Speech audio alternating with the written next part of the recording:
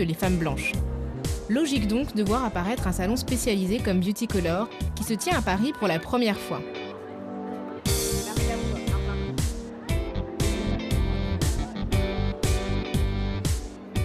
On y trouve toute la gamme des produits de beauté destinés aux femmes non blanches.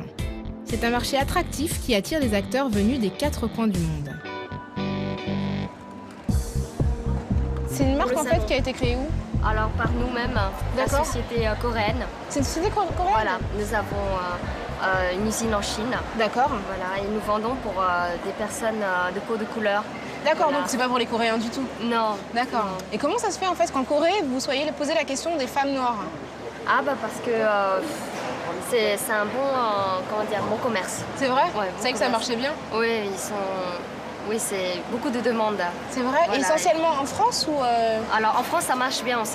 On a hésité et finalement on a choisi la France parce que la France, il y a beaucoup de personnes de peau de couleur. Là, c'est nos vrais cheveux, human hair. Donc là, vous voyez, c'est très doux. Ça fait bizarre. Hein. On peut les essayer ? Bien sûr. Voilà. Vous pouvez tenir devant. D'accord.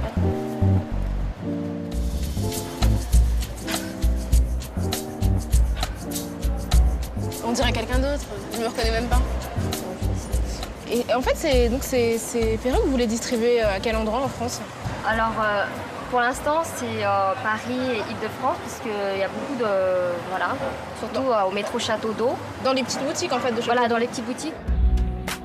Château d'Eau a été pendant longtemps le seul quartier parisien où étaient concentrées toutes les boutiques spécialisées dans les produits pour femmes noires.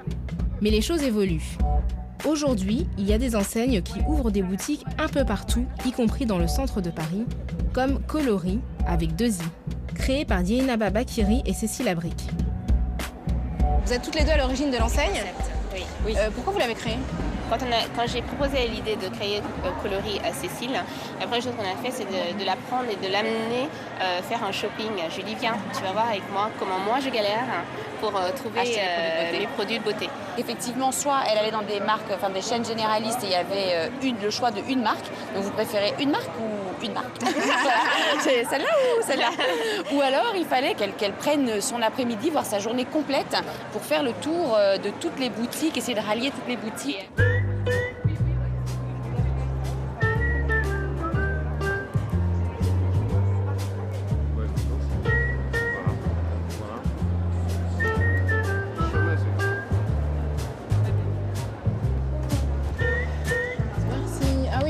Ça change. Très ensemble, voilà, très amis.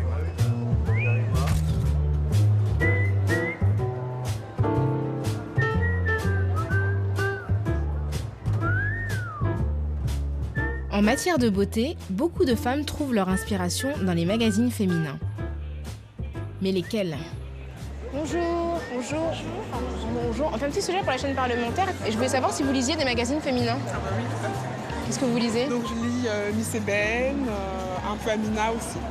Après, c'est un peu féminin, on fait un peu de tout, mais spécialement pour les noirs, c'est plus Miss Ébène. Je voulais savoir si vous lisiez de la presse féminine. Oui, ça m'arrive. Presse féminine, ce sera une presse black, ce sera Miss Ébène. Un peu de tout, Biba, Femme Actuelle, Miss Ébène, ouais. Glamour. Moi je lis Elle, Femme Actuelle, Côté Beauté. Glamour, Cosmo, Miss Ébène et Black Beauty aussi maintenant. Donc vous mélangez en fait à la fois les magazines féminins généralistes et ceux qui sont destinés aux femmes noires. Bah, j'ai envie de dire on est un petit peu obligé parce pourquoi ? que malgré tout dans les magazines je dirais généralistes, on n'a pas forcément énormément de dossiers qui vont traiter de nos cheveux, des nouvelles tendances, etc. C'est un peu général. Par exemple quand j'ai besoin des conseils pour ma peau, pour mes cheveux, c'est pas...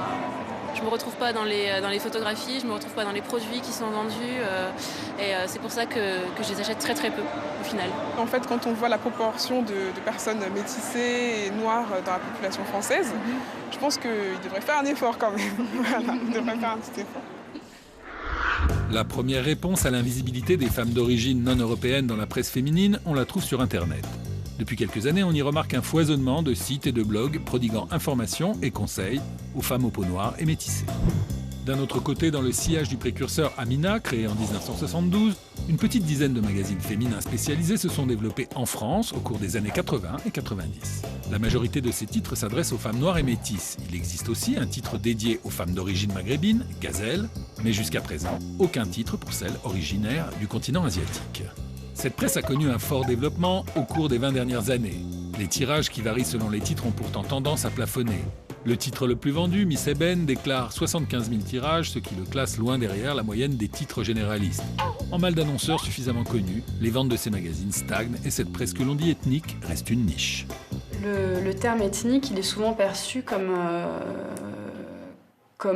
l'inverse de ce qui est universel. C'est-à-dire qu'il y a ceux qui sont normaux, puis les ethniques qu'on met tous dans le même sac. Souvent on dit ces magazines sont communautaires, comme s'ils étaient repliés sur eux-mêmes, alors que finalement, quand on les étudie dans les contenus, on voit qu'ils sont traversés par des choses tout à fait communes, et puis qu'ils empruntent les mêmes codes, qu'ils sont dans les mêmes référents.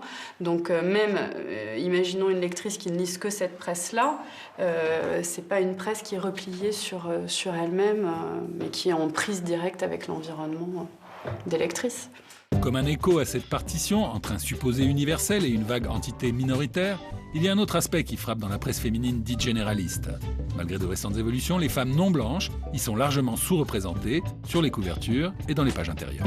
On est dans un monde où visibilité médiatique peut être synonyme de reconnaissance sociale. Donc quand on n'a pas la visibilité médiatique, on n'a pas la reconnaissance sociale et on a même un sentiment de ne pas exister ou de ne pas être reconnu en tant que tel. Donc c'est douloureux. C'est douloureux surtout pour imposer à son petit niveau de vie personnelle des modèles de beauté qui ne correspondent pas du coup aux modèles de beauté dominants, et le peu qui sont visibles sont des modèles inaccessibles.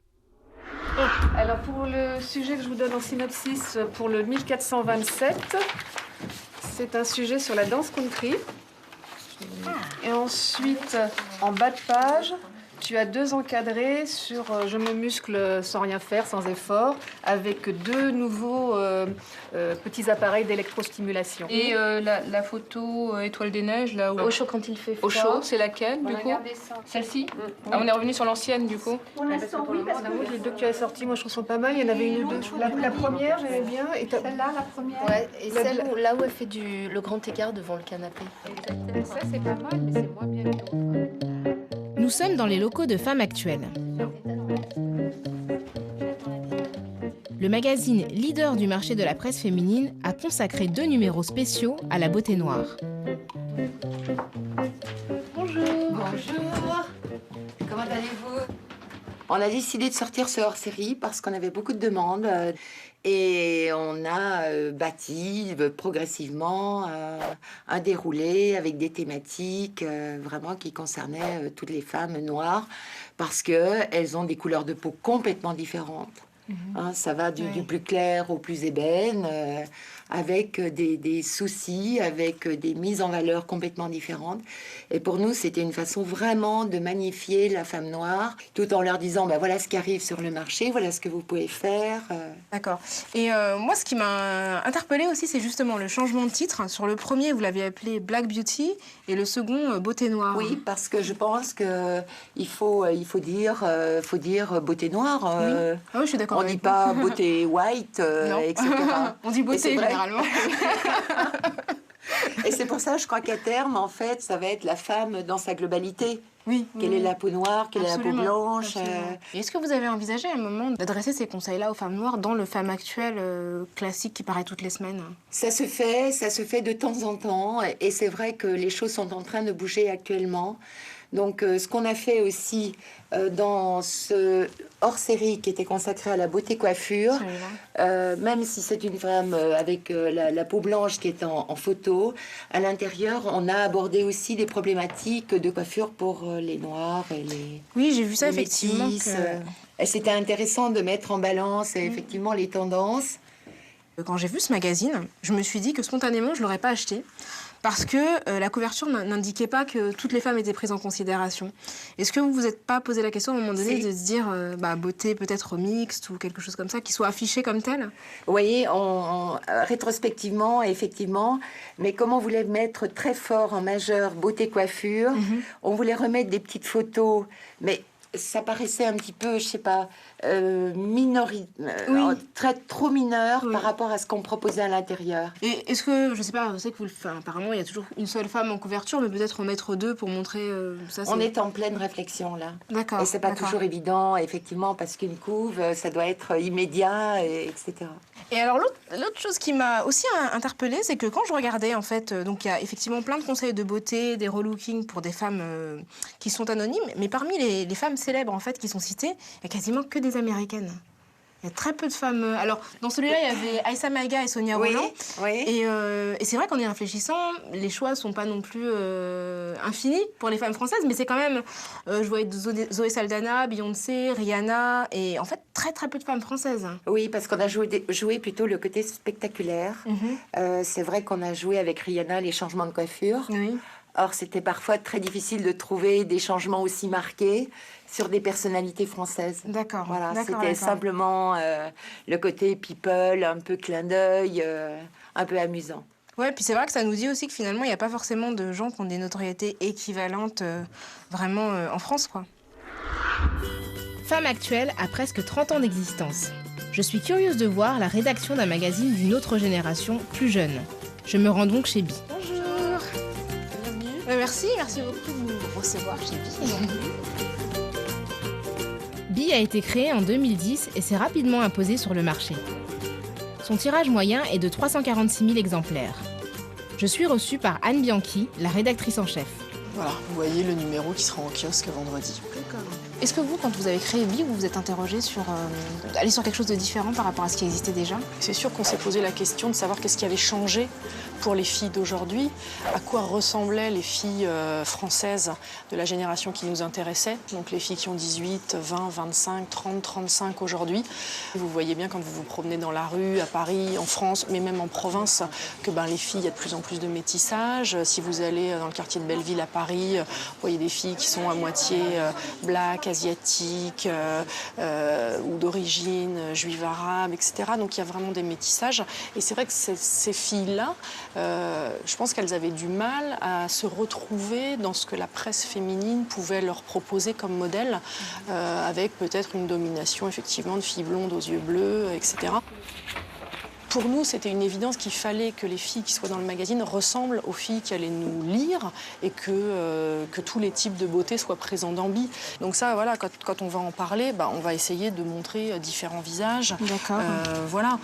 Tout est très croisé. Donc nous, en tout cas, on ne veut pas passer par le prisme de l'origine. Avant que nous, on mette Leila Bekti en couve, c'était il y a un peu plus d'1 an, donc avant qu'elle ait le César. C'était pas forcément évident de se dire, voilà, on met une fille qui n'est pas très connue, en tout cas du grand public. Et je pense que moi, j'ai entendu des choses de personnes qui travaillent dans la presse, me disant, voilà, ça peut être quand même un risque. Voilà, moi je me souviens que sur certains titres, quand on mettait même une fille très connue, black en couverture, on perdait beaucoup de ventes en kiosque. S'il y en a un qui, avant tout le monde, a pris le risque de mettre en avant des canons de beauté non conventionnels, c'est bien Jean-Paul Goude. Ses films publicitaires, ses affiches, ses photographies ont renouvelé les références esthétiques dominantes. En 1974, à ses débuts, le magazine new-yorkais Esquire lui commande la photographie d'une femme posant en lingerie. Il accepte mais prend la liberté d'en photographier deux, une femme blanche et une femme noire.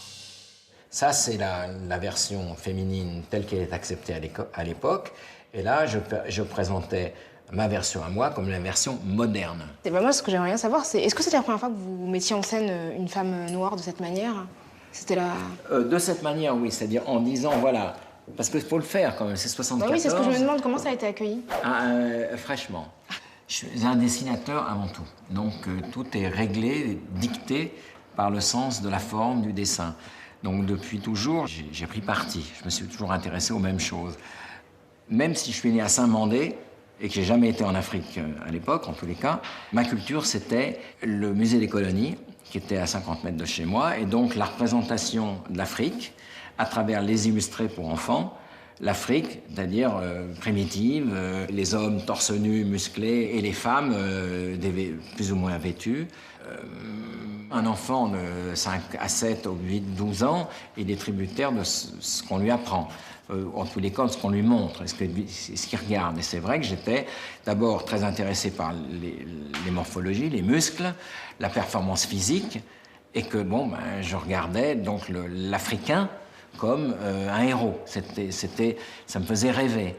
Pour en venir au magazine féminin maintenant, qui emploie de moins en moins de femmes de couleur, alors ça, il faut leur poser la question, mais c'est une question économique. Par exemple, pour vendre une campagne de publicité, autrefois, il suffisait de plaire au PDG et voilà, le PDG lançait sa campagne, ça allait très bien. Et il l'a diffusée en France, ensuite il la revendait en Angleterre, en Amérique. Maintenant, tout se fait simultanément. En fait, c'est pour ça que l'image est moins intéressante aujourd'hui, parce que c'est la simultanéité des points de vente qui doivent être attaqués en même temps qui est important. La conséquence de ça, c'est que les annonceurs, donc les clients, sont très nerveux parce que si c'est raté, c'est une catastrophe globale, mondiale. Je pense que le choix des filles, c'est pareil. Je sais que si, par exemple, j'amène une... Bon, je ne vais pas parler de marques, mais des grandes marques, je travaille avec des grandes marques, on me fait comprendre tout de suite, si une fille est européenne, mais un petit peu trop brune, on n'arrive même pas à l'Afrique. Là, on est au sud de Périgueux, vous voyez ce que je veux dire? C'est pas... Et on me dit, non, elle est un peu trop typée.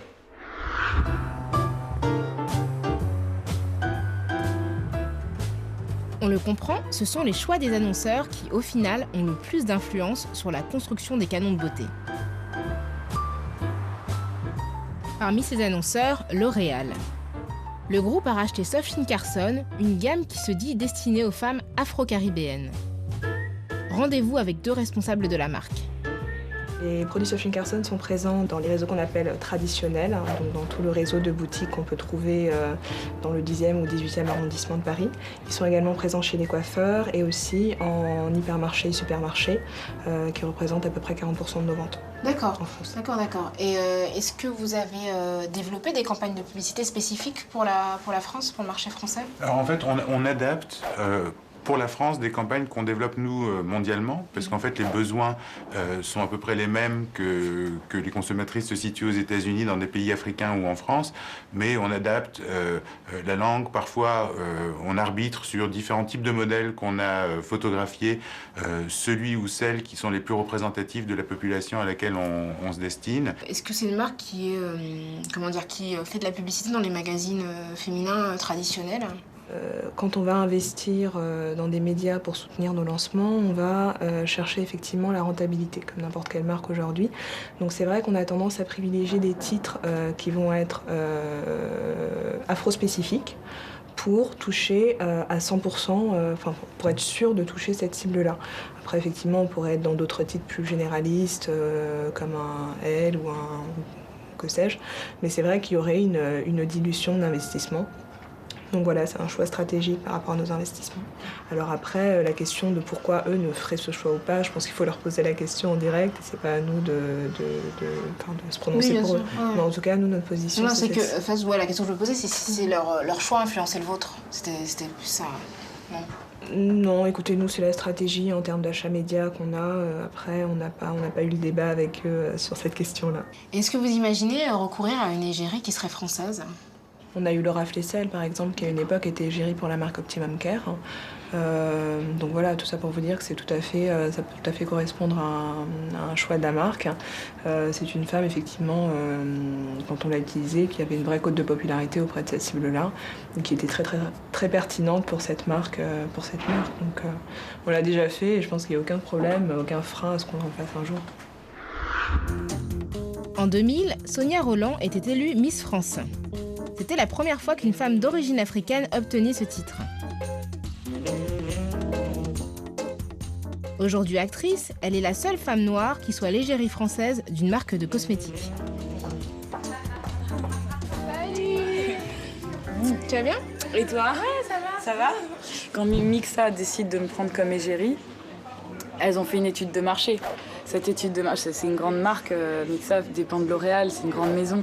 Quand ils font cette étude de marché, ils se rendent bien compte qu'il y a un public qui est là, qui consomme même 5 à 7 fois plus que les femmes caucasiennes, les femmes blanches. Donc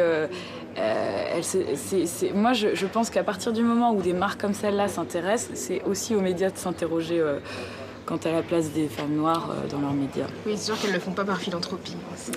Elles le font pas, non, parce qu'il y a un marché, certes, mais aussi parce qu'elles reconnaissent un public, des consommatrices qui sont fidèles à Mixa depuis des années, quoi. Et elles se disent, pourquoi on ne créerait pas une gamme vraiment appropriée à leur peau, à leur spécificité. Et donc, tu partages la vedette avec Estelle Lefébure, oui, voilà. Qui, elle, est gérée depuis 12 ans déjà. Depuis très très longtemps. Ouais. Donc, est-ce que ça t'a étonné, pas de lui succéder, mais de te retrouver en fait à côté?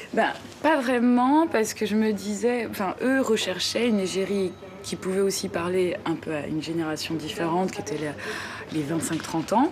Et aussi à une population plus diversifiée. Donc voilà, je pense qu'on se complète bien maintenant. Pour mieux comprendre comment et pourquoi Mixa utilise l'image de Sonia Rolland, je vais à la rencontre de la responsable marketing de la marque. Sonia, ça a été une rencontre humaine avant tout. Lorsqu'on a pris le temps de discuter, d'échanger avec elle, on s'est dit immédiatement, mais c'est elle, c'est l'égérie Mixa, c'est une femme qui est dans la vie, c'est une femme qui est accessible, c'est une personnalité publique qui est aimée des Français. Et c'est ça qui est important. Aujourd'hui, Sonia, elle rayonne sur l'ensemble de la marque Mixa. On me demande souvent, est-ce que vous faites du marketing identitaire avec Sonia ? Pas du tout. Au contraire, on répond aux besoins de toutes les femmes. Et Sonia est là pour justement nous y aider. Et alors nous, ce qu'on a noté, c'est qu'on a regardé un petit peu dans la presse à quels endroits on pouvait voir les différentes publicités Mixa. Et c'est vrai qu'on a vu beaucoup la publicité de Sonia dans les magazines, dans la presse un petit peu spécialisée. Dans Respect Magazine, par exemple, ou dans Le Femme Actuelle qui avait été consacré aux femmes noires, les différents qui ont été publiés ces dernières années. Et on a constaté que parfois on voyait plus Estelle Lefébure dans la presse un peu traditionnelle, grand public. Je vous mets au défi. Je vous mets au défi de ne pas trouver des publicités de Sonia Rolland. Aujourd'hui, Sonia peut très bien être dans un magazine comme Grazia, comme à Marie-Claire aujourd'hui avec notre lancement minceur. Ça dépend avant tout des produits qu'elle soutient en termes de périodicité.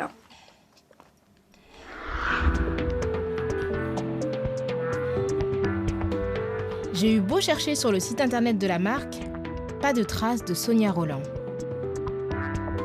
Décidément, les voies du marketing sont impénétrables. C'est vraiment étrange en France, c'est qu'on a l'impression parfois d'être dans une situation qui est complètement contradictoire, dans la mesure où les annonceurs savent très bien qu'il y a un marché et que les femmes noires consomment, donc ponctuellement ils vont pouvoir prendre une égérie, par exemple comme Sonia Rolland. En revanche, pour faire du marketing, pour faire de la communication, pour afficher dans l'espace public, alors là, ça bloque encore un peu. Mais ça va probablement évoluer. La plupart des magazines restent prisonniers des annonceurs qui persistent à valoriser une conception marketée de la beauté plutôt blonde aux yeux bleus. Il est certain également que si les rédactions étaient moins homogènes sur le plan social et culturel, elles songeraient plus naturellement à diversifier les modèles mis en avant. On se retrouve le mois prochain pour un nouveau numéro de Ego, mais pas trop.